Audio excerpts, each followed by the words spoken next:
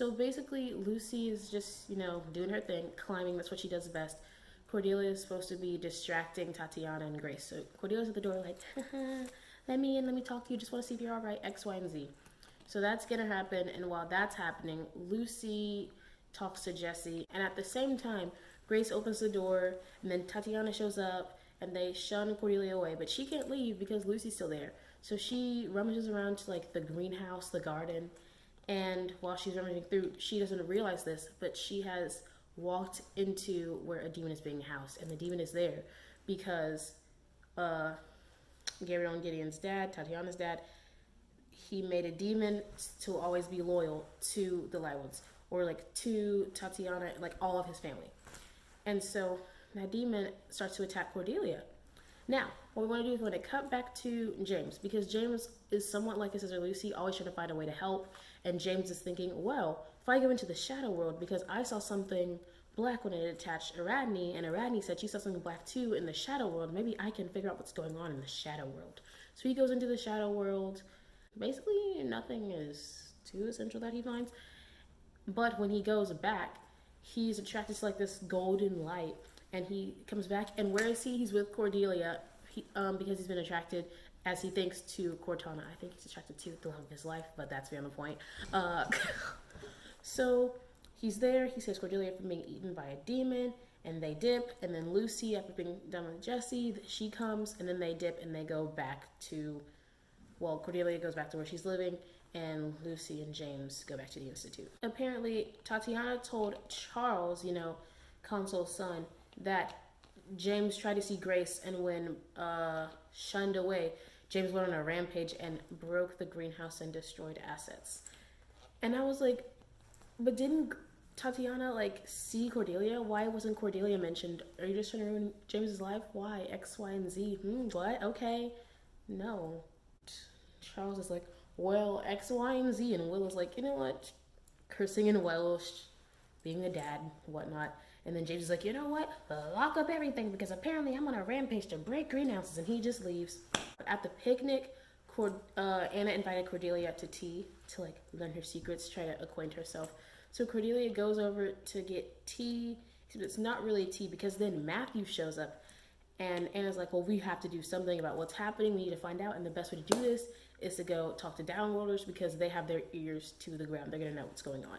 Cordelia's like, well, how do we do that? We don't even know. What are we doing? And then Anna's like, well, it's easy. Let's just talk to, the High Warlock of London, who is Malcolm Fade. And I'm like, Malcolm Fade?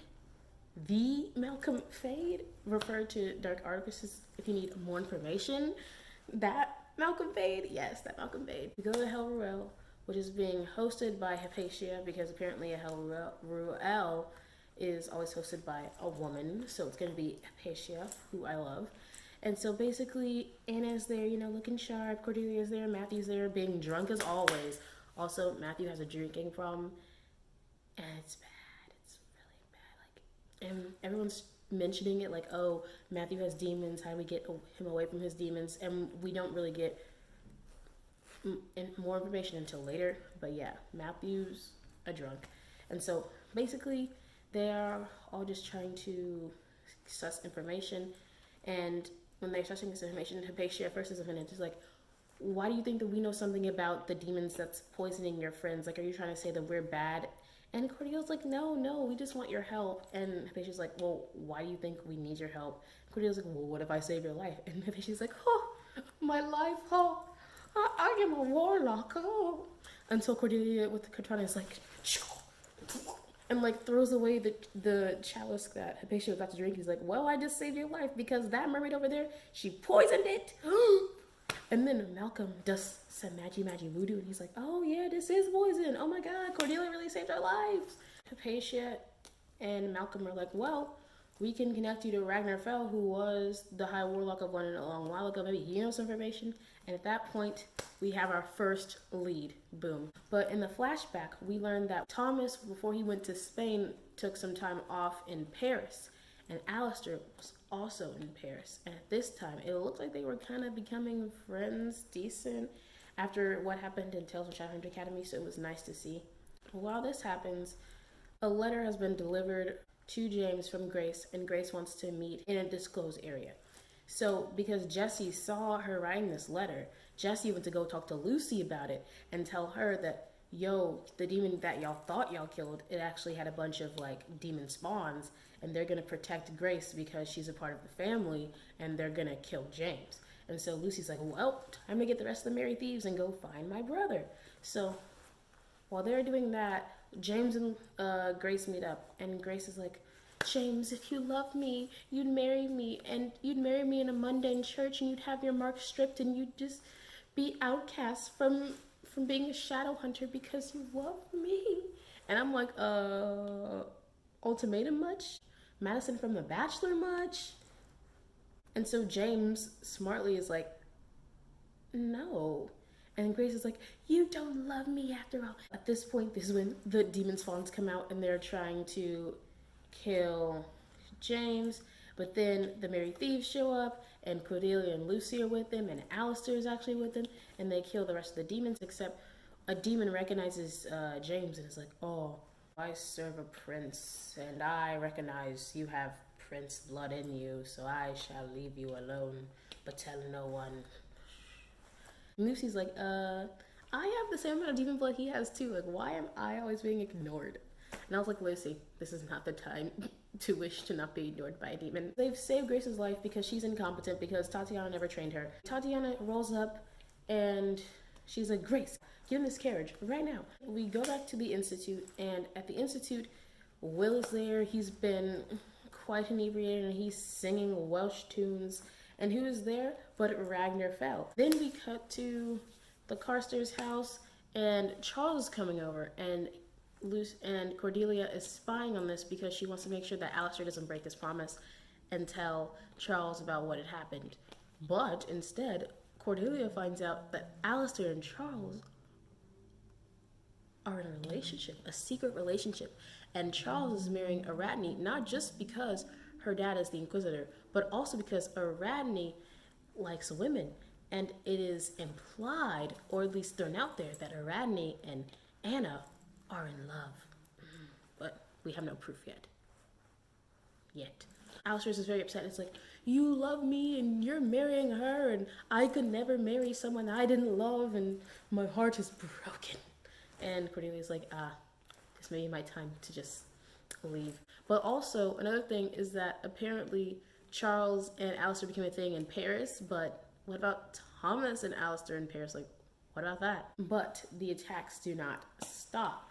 And the next person that's been attacked is none other than Tatiana. She got scratched. But I was just very confused because Grace just seems suspicious. And I was like, you know what? I think Grace is behind all of this. I think she's evil. I don't know what proof I had, but she was just very sus to me. But then Grace pulls aside James, and she's like, James, I don't want you to be mad at me, but I'm marrying Charles. And I was like, but Charles is engaged to Aradne. And she's like, yeah, well, Charles is gonna break it off, X, Y, and Z, and I'm gonna marry Charles.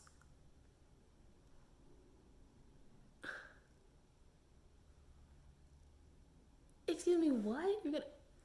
And she's like, can I have that bracelet back too? Is she okay? What?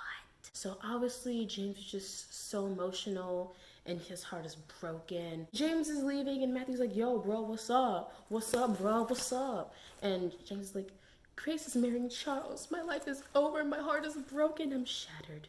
And Matthew's just like, Grace, that's terrible. Why would you do that to my paper tie? And Grace is like, kiss me, Matthew, kiss me. And Matthew kisses her. I feel that she is, and now I'm like, oh my god, she is basically a vampire in the Vampire Diaries. She has the power of compulsion that I do not understand. And I was just like, oh no, this is crazy. So she's like, yeah, now that you've kissed me, I will tell James if X, Y, and Z ever happens that you kissed me. And at this point, I'm like, she has these abilities. And then I'm like, long shot theory number 1. Grace is involved with the Elias issues, and she has erased Elias's memories. That theory ended up being incorrect, but it was a good theory nevertheless. They find pieces of wooden pieces with things on half the side but not the other half of the side, and they have like this image that seems to be runish, but it's not runish. But they make process and they realize that, oh my gosh, this is actually a Pyxis box used to trap demons. And the reason why they remember this is because they couldn't use this in the infernal devices. Is because in the infernal devices, the Pyxis boxes were used to trap demons, but then those demons were then transferred into the clockwork creatures from the infernal devices. And so they realized, oh my goodness, this demon is a manticore. And the manticore is spreading these animals because, yeah, the spawns are becoming evil, like the core demons that we've been seeing. So now we need to get another Pyxis box. And they realize, oh my god, Hypatia has a Pyxis box. And so they're like, Anna, we need you to get with Hypatia. And she's like, you know what, let me just open my little black book. And I was like, oh, her black book? Wow. And at this point, I have another theory. Theory number 2, that Jesse is also involved, but he ended up not being involved.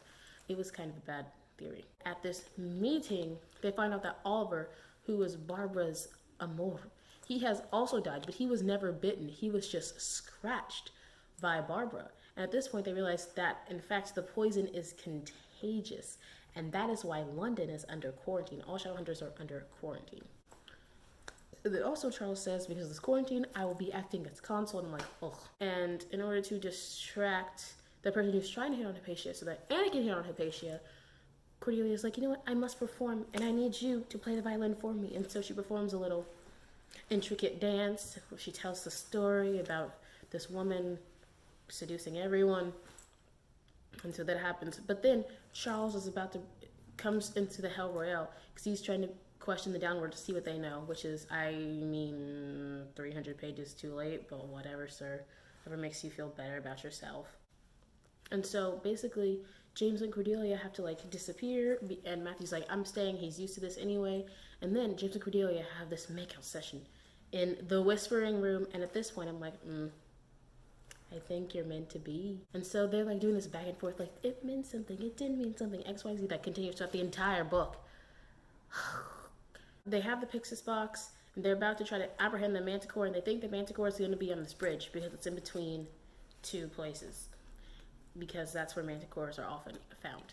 And so Magnus Vane is actually going to help them. He makes an illusion of the bridge so that the people can go on that illusion and not where the actual damage is happening.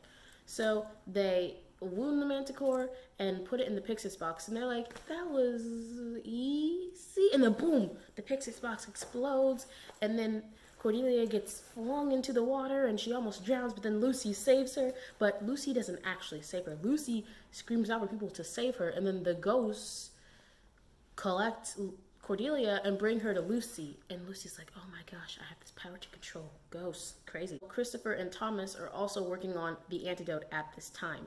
And so while they're trying to get this flower that they realize is at the Chiswick Manor, they get attacked by more core demons. Christopher gets attacked, and so he has to be put into the Silent City with the rest of the poisoned and attacked people. So now they still, in fact, need to get this root from the Chiswick house. But James has also received a message from Jim saying that Jim wishes to meet in the Silent City. So James, Cordelia, and Matthew go to the Silent City, but then things get crazy. Christopher ends up scratching James, and all the scratch people, they seem possessed of some sort, and they're speaking. They're like, James, it's all about you. Jim is like, what is going on here? And Jim is like, you asked me to come. And Jim is like, I did nothing of the sort, and I think you should leave because it seems as if someone is trying to trap you in here. And then James and Cordelia and Matthew are like, oh, we have to get out of the Silent City. But it does nothing because James has been struck by Christopher, and he sees this arch that is leading into this other dimension, and he knows, I must go through this dimension because this is about me. Flash 2, Lucy and Thomas going to get the root. So Thomas is in the greenhouse getting the root, and then Lucy is not standing where she's supposed to be, and then she hears something, and so she's crawling up the spaces, and she sees that Grace is talking to Jesse's body, and then a demon attacks Grace, and then Lucy has to go and protect Grace because Lucy's a great person. So then we're in this land, and there's this guy here, this prince of hell, and he's like, do you know who I am, to James? And James is like, yeah, you're my granddad, Belial. And everyone's like, oh.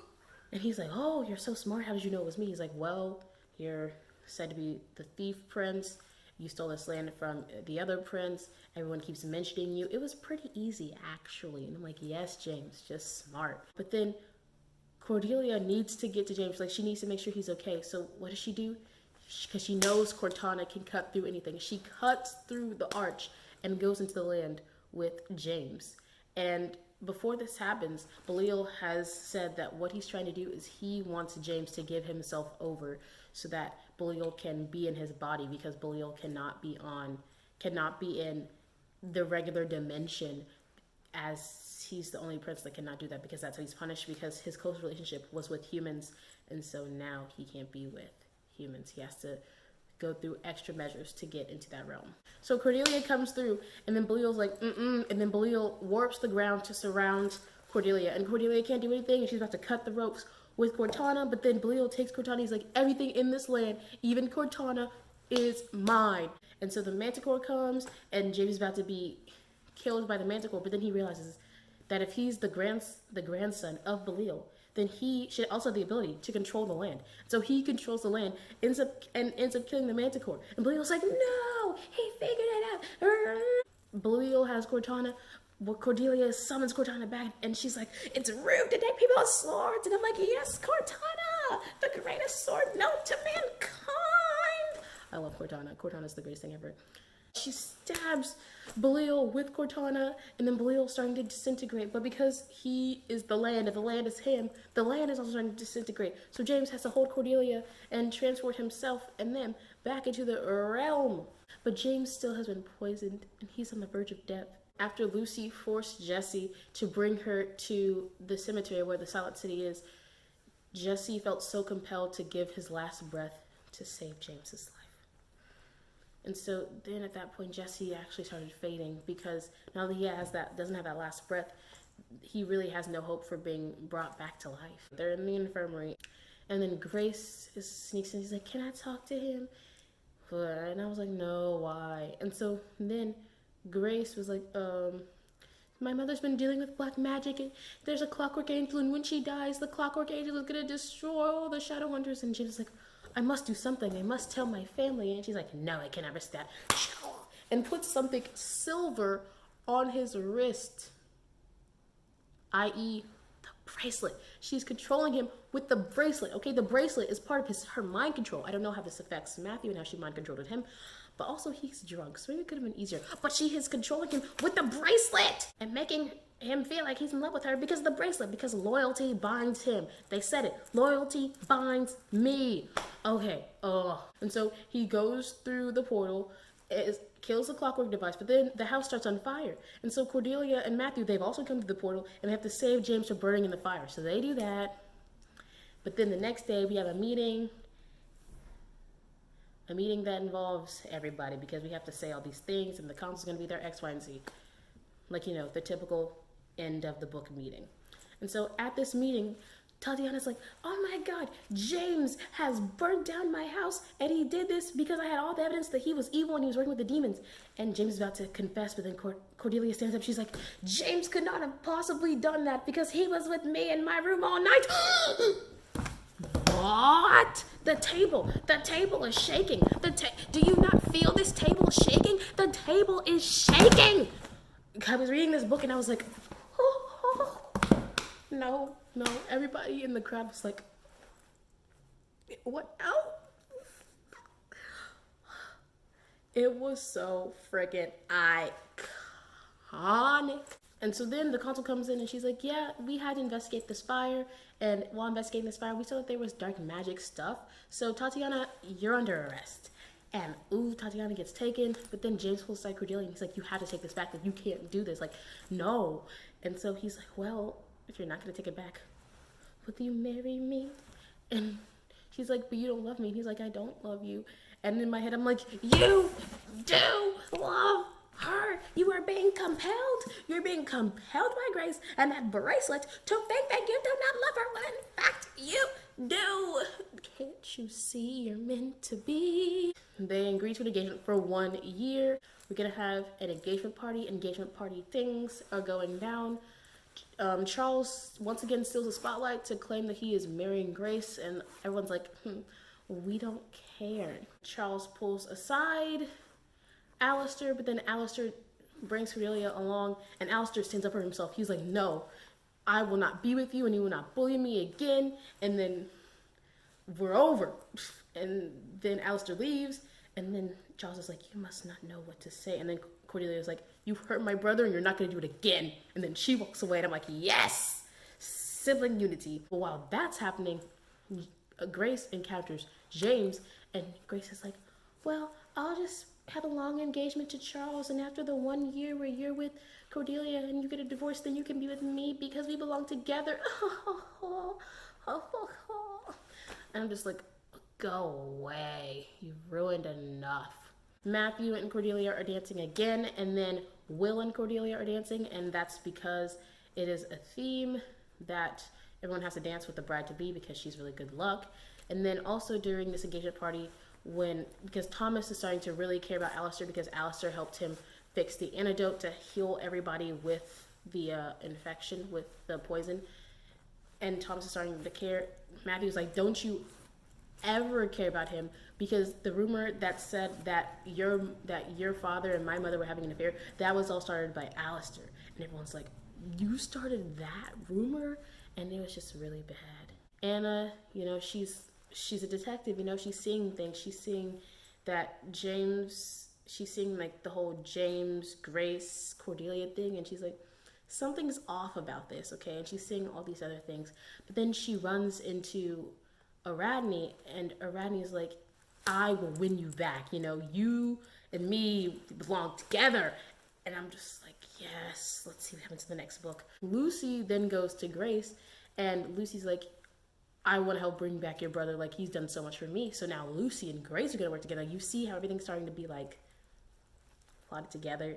And then also I like to shout out Cassandra because she mentioned the whole Romeo-Rosalind thing. And I was like, that's exactly how I was feeling about this whole James Grace crap. Like, it's obvious, even though Romeo and Juliet is about lust and not love, it's obvious that James belongs with Cordelia. Magnus and Matthew are having a moment, and Magnus is looking at James and Cordelia, and he's like, yep, they're in love. And I'm like, see, even Magnus sees it. If Magnus sees it, it is true. But then Matthew being so drunk, and Magnus is trying to figure out why he's always so drunk and whatnot.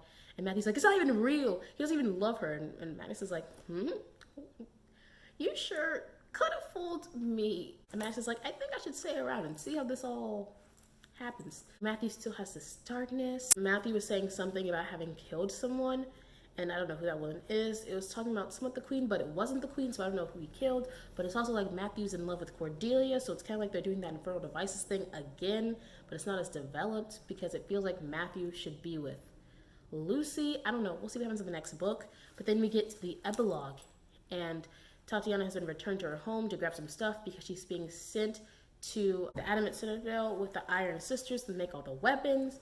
And while she's doing that, Belial comes to her in somewhat not there, but also their present form, and he's like, what happened? Like, I was supposed to take over James's body, but he was protected. He wasn't wearing the bracelet. And I was like, see, the bracelet, mind control. And Tatiana's like, but I saw him wearing the bracelet at the meeting that just happened. And she's like, and why would you poison me? And I'm suffering and I'm being sent there. And Belial's like, of course you're being sent there. No one can break into there. And that's where all their weapons are coming from. You're gonna tear this thing apart from there, the Adamant Citadel.